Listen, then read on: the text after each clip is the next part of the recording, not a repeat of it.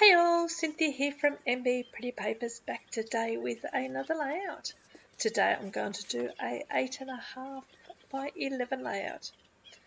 So the papers and the embellishments ephemera pack heavily feature the Dear Lizzy Stay Colourful collection, which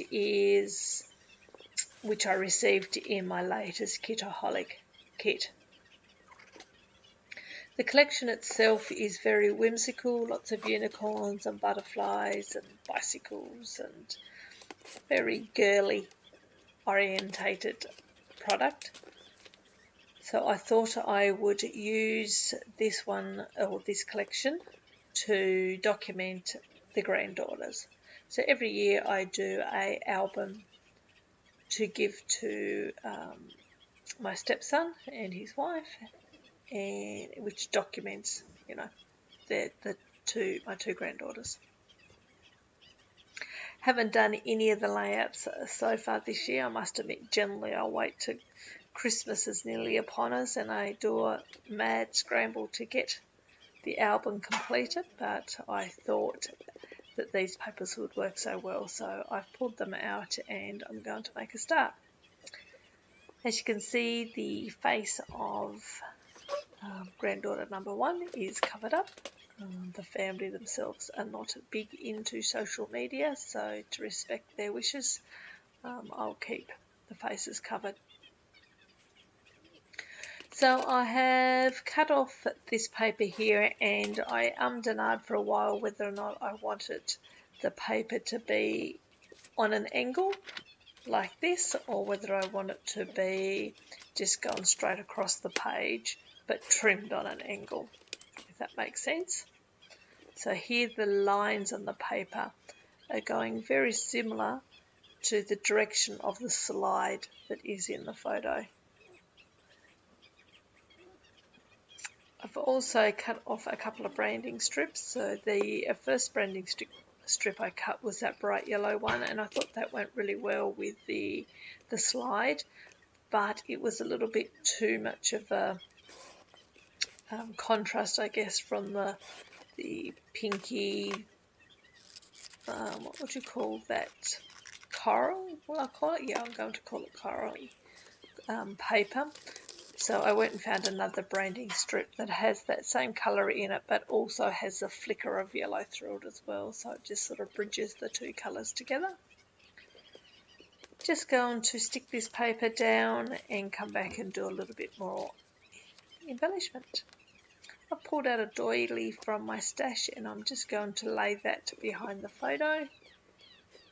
Did and you may have seen it, or maybe that's coming up. I do try a couple of other papers behind the photo to see whether I want to mount it, but I don't. I just stick with the doily and that's enough.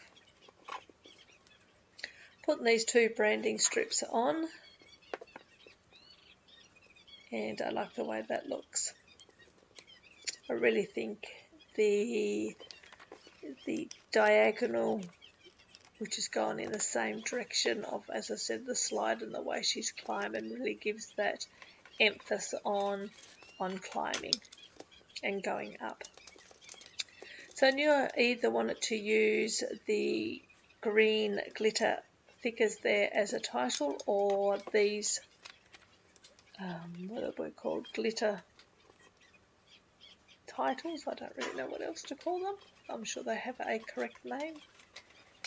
And so I pulled these out and I went through them, and this one says good times ahead, and I thought that went really well because she's climbing up the slide, and once you get to the top you get to go down, and that's the good bit. So you saw me there trying a couple of different papers. I just feel like that needs a little bit more behind the photo.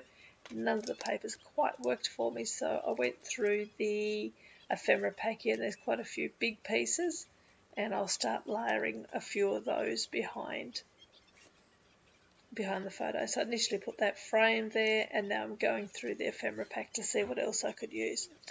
Really like the way that bike works there, or sat there, but I wanted to keep it for another layout because I know I do have a photo of them riding their bikes.